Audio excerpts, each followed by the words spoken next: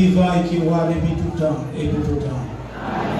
C'est vous qui êtes là pour nous bien vivre ensemble. C'est vous qui êtes toujours avec nous tous.